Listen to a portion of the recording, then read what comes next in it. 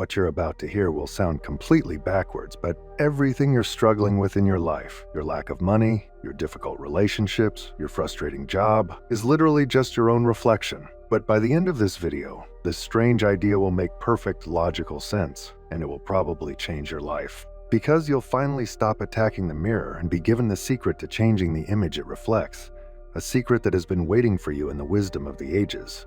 Over 2,000 years ago, Plato told a story about prisoners in a cave, chained so they could only see shadows projected on a wall. To them, these flickering shadows were the entirety of reality. They argued about the shadows, feared them, and celebrated them, never once imagining they could simply turn around. We are those prisoners. The life you're living, the circumstances you're fighting, they are the shadows on the wall. They are the reflection. The entire self-help and hustle culture industry is dedicated to one thing, teaching you how to get better at fighting shadows.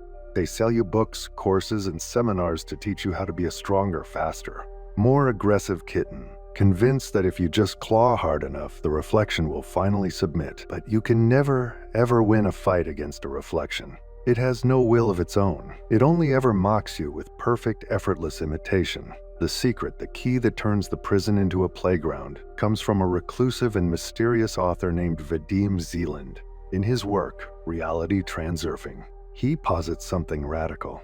The world you experience is not the cause of your state of being. It is the effect. It is a reflection.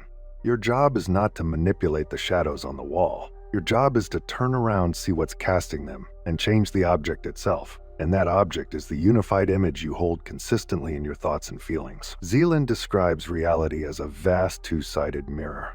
On this side is the physical world you see and touch, the world of consequences, the reflection. On the other side is a silent, invisible realm of pure potential he calls the variance space. Imagine it not just as a library, but as a shimmering, infinite field where the scripts for every single possible reality exist simultaneously. A timeline where you are a celebrated artist and one where you are a forgotten failure. A life of profound love and one of bitter loneliness. All these scripts, these potential destinies, are dormant but real, waiting to be activated. Your thoughts and feelings, especially when they are united in a state of knowing, act as the focusing lens. They are a coherent signal broadcast into this field of possibility. When you consistently hold an image in your mind and feel it in your heart, you are selecting that specific blueprint. The mirror of reality, which is impartial and without opinion, begins to process your order. And after a certain delay, the physical world, the reflection, begins to reconfigure itself to match the blueprint you selected. The great psychoanalyst Carl Jung touched on this when he said, "Until you make the unconscious conscious, it will direct your life and you will call it fate." Your fate is nothing more than the mirror reflecting back the contents of your own unconscious mind. Think about it. The things we fear most, the parts of ourselves we deny, our shadow, as Jung called it, are charged with immense emotional energy. We push them down, but that very act of suppression is a form of intense focus. And so, our darkest fears and insecurities are often the clearest images we broadcast, and the mirror reflects them with chilling accuracy. You call it bad luck or fate. Jung would call it your shadow, projected onto the world for you to finally see. This is where we must update the wisdom of the ancients. The Stoic emperor Marcus Aurelius wrote that our life is what our thoughts make it. He taught us to build an inner citadel to protect us from an outer world he believed was beyond our control. But Zeland offers a radical upgrade. We build this inner citadel of thought not as a defense, but as the architectural model. We control our inner world precisely because it is the only way to influence the outer world. The Zen philosopher Alan Watts often spoke of the futility of resistance. He'd say you can't make rough water smooth by pressing it with an iron. The very act of trying to force and control it creates more turbulence. This trying hard is what Zeland calls excess potential. Your desperation, your neediness, your white-knuckled struggle.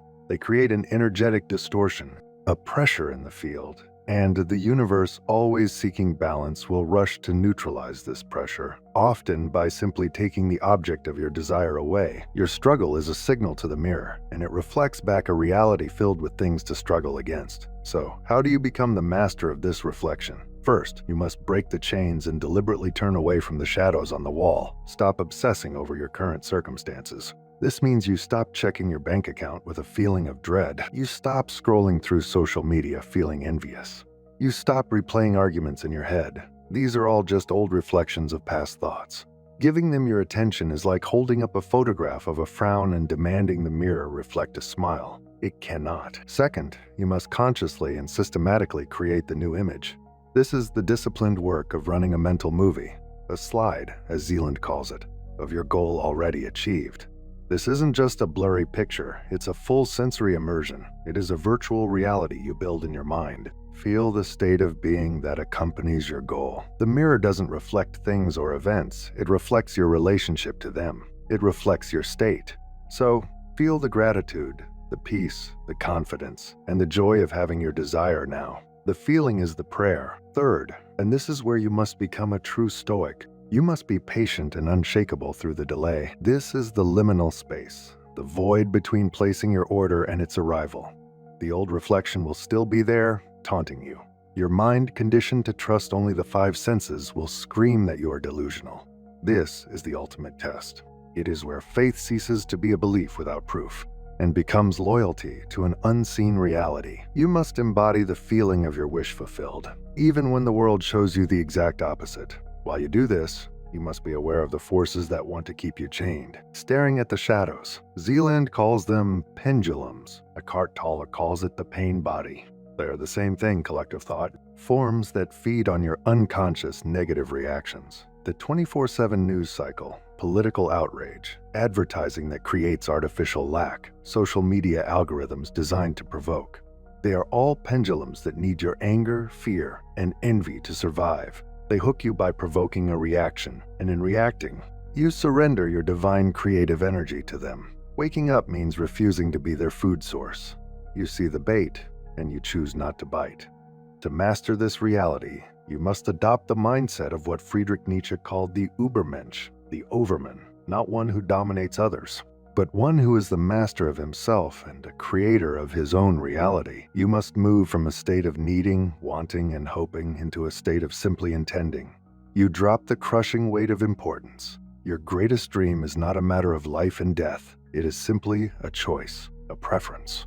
This emotional detachment dissolves the excess potential and allows the mirror to do its work without the interference of your anxious energy. Finally, you install a new core belief that acts as a golden tint on the mirror.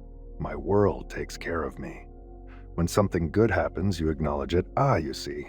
My world is taking care of me. When a door closes, you don't despair. You say with genuine calm, my world is taking care of me. This is obviously redirecting me to a better door I couldn't see. This isn't just positive thinking. It is an act of deliberate creation. You are commanding the mirror to reflect a reality that is fundamentally, irrevocably on your side.